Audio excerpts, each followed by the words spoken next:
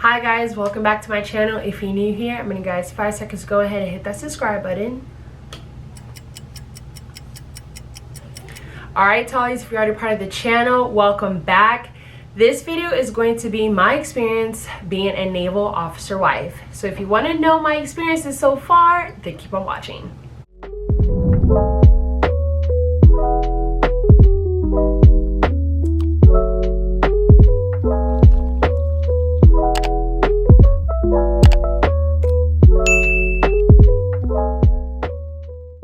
This is gonna be really relaxing and chill. I'm not planning to really do too much with this topic, because I'm still living through it right now as we speak. But really wanted to talk to you about how I got here and how I didn't expect to be here. So a little background of Dylan and I. Dylan joined the Navy in 2018. Makes it 5 years that he's been in the Navy. And that makes it 5 years, actually it makes it 3 years that I was a military girlfriend. Now it makes myself 2 years that I'm a military wife.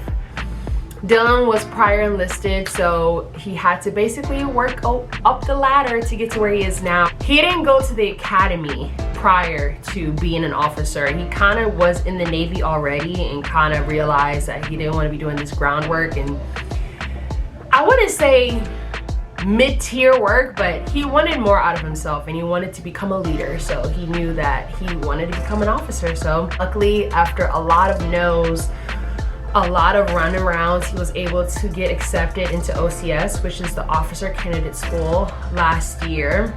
And I think the school is about 6 or 8 weeks. No, it's actually 12 weeks. It was 12 weeks. I might be wrong, y'all. I might be wrong. But it was a long time that he wasn't here.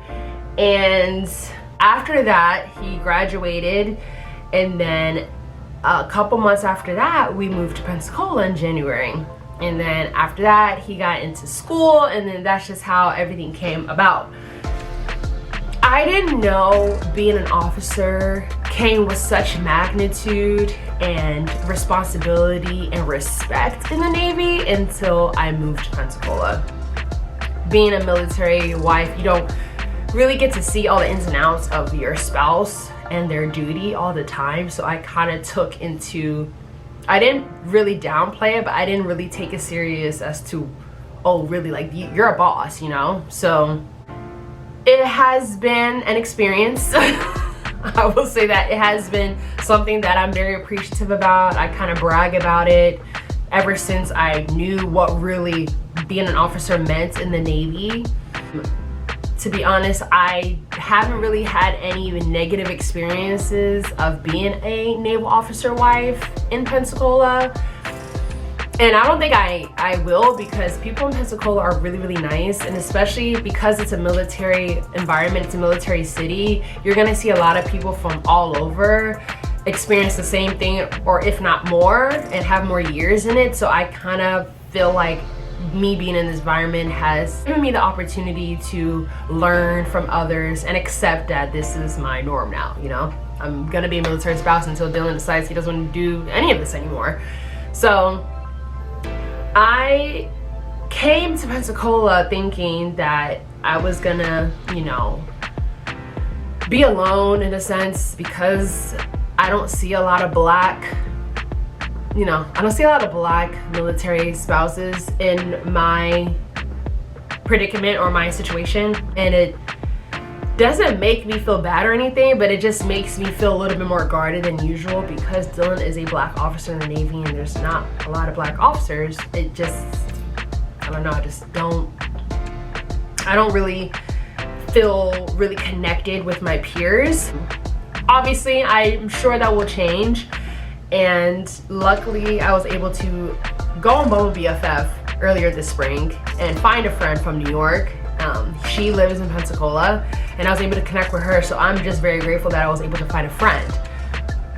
However, she's not a military girlfriend. She's not a military wife. So I really do hope that I can find a military wife that has kind of been in my shoes, gradually getting adapted to everything and kind of showing me the ropes and stuff like that. So that's what I really want to hope for, whether it's in Pensacola or wherever we're going to be stationed at. But I just hope to find and connect with a military wife that can really just show me the ropes with things and give me good pep talks and give good advice. You know, being a military spouse is not easy. Dylan is extremely busy, and sometimes you are alone all the time. So if you don't like your company, I really strongly suggest that you start to love the company you keep, which is yourself, before anything. Don't rely on anybody else to make you happy but yourself. So find hobbies that you like to do without your husband or wife. Find things that you like to do if they're busy. Just find anything, because those times will come where your spouse won't be there all the time, and it's not because they don't love you, it's because they're extremely busy and they have a lot of responsibilities on their plate. That's one thing I've learned being in Pensacola, that you are really by yourself. You're a grown adult. There's bills, you know. If you got pets, you got pets. You got work, you have school. There's people in different situations, so you know, you gotta make sure that your mental is right. So going into mental, I realized that I needed to go to therapy really bad when I moved to Pensacola. I think there was just a lot going on in my life, and I felt like I didn't have a right balance to balance everything, and I felt like I was going to blow up at any time. So thank God for my husband. He was able to find a department for military spouses for therapy, and I didn't know that this was automatically offered for military spouses and military personnel until I moved to Pensacola. So I could have used this resource back in Maryland, but I just didn't know the proper way to go about it. But because Pensacola is just so open and welcoming, that it didn't make me feel like I was a burden for asking these type of resources. So I found a therapist. I've been going to this therapist for a long time now, since being in Pensacola. I enjoy doing that.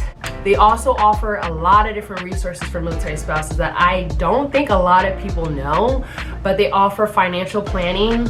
They offer family parenthood, family life, and Planned Parenthood.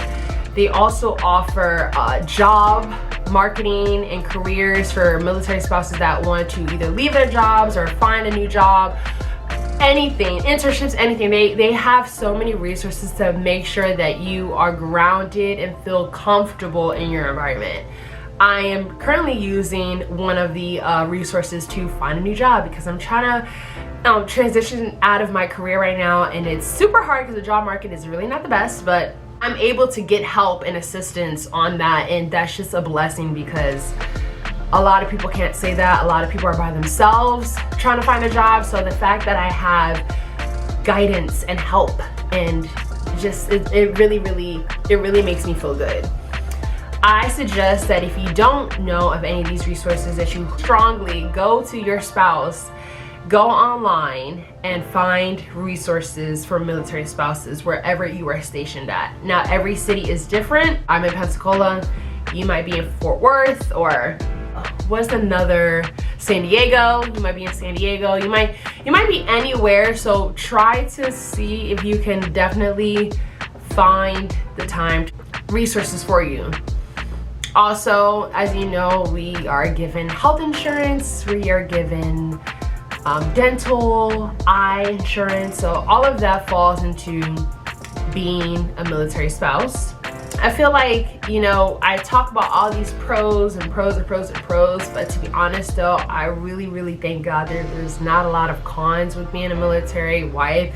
I just think maybe the one con would be that you are civilian. You know, I'm a corporate girly, so I work a 9-to-5 job, and my husband does not, in a sense. He works what he does, you know, it's early mornings, it's late nights.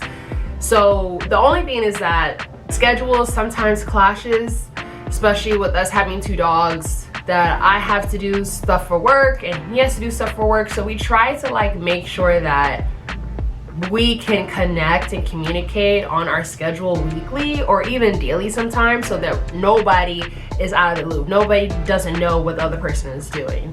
So I definitely think to always be transparent with your spouse and let them know that, like, you know, once every 2 weeks or once every 3 weeks, we should have like a date night where we're just not talking about work, we're not talking about anything that comes to the military, just you and I type of conversations. And I think that really does help.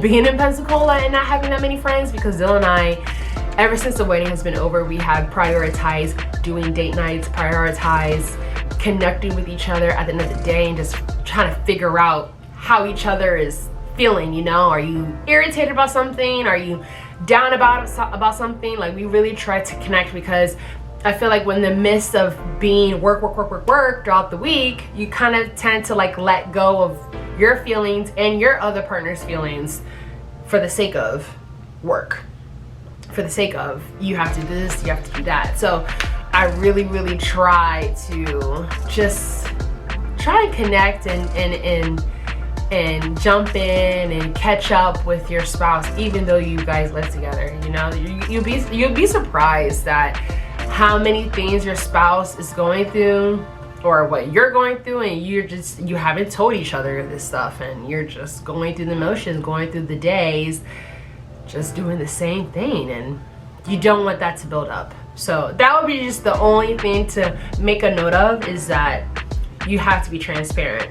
And on top of that, obviously, like I said, I want to connect with another former wife, but at the same time, being a naval officer wife, it's like, I don't know if you guys have ever watched that show Army Wives back in the day, but it reminds me, like, it scares me in a sense that, like, I'm an officer wife. So there's like a lot of expectation and how to portray yourself and how to like basically conduct yourself. And I conduct myself, I'm sure, pretty good. Now I can get a little crazy if I need to, but that's because, you know, I'm just Nigerian. I like to just but no, but seriously, I'm a chill girl. I give what I want to receive, and I'm a giver. I'm a carer. I'm really nice, but I don't like anything that's cliquey, clashy, cloudy. Like, I don't like any of that clout stuff. I don't do that. So, you know, I'm a little bit apprehensive of connecting with more than one person because of that clickiness. Because I'm a girl's girl. I just like to be for everybody to do well and be nice to each other and be respectful. So I don't want anything where it's like gossiping. That's something that I'm just a little bit worried about. So like I said, I'm at the age now where I only need one friend. I have my friends back home, back in Jersey. I have my friends. I don't need any more friends. I don't need 5 to 6 girls every time I move somewhere because I'm an officer wife. So that is the only thing that I'm a little bit hesitant about, but I don't think it's gonna be a big deal. You know, I'm a person that I can adapt in any situation or environment that I'm in, so I don't think it's gonna be a big deal. I really don't. I don't think it's gonna be a big deal. But that's just something I kind of wondered, like, how are military wives out here, especially that your husband or your wife is a naval officer. So, you know, we'll see. I'll definitely keep you guys updated on how that goes. To be honest, that's really it. My experiences has been 2 years now. I've been legally married to Dylan about 2 years, so I'm gonna definitely fill you guys in on updates on how this military wife life is going. I love it. I'm very blessed to be in this situation. I'm very blessed to have a loving and caring person, a man of God. So I am very thankful that I don't have big problems, and I know people out there have huge problems. So we thank God every day that all we have to worry about is work, our 2 dogs, and just making sure that we live through God's work. So that's just my blessing. That's me explaining how grateful I am. And I just hope that, you know, in the next 5 or 10 years, I can talk about many more experiences about being a military wife. But for now, that's all I got for you guys. So don't forget to like, share, subscribe, and I will see you lovies later. Bye.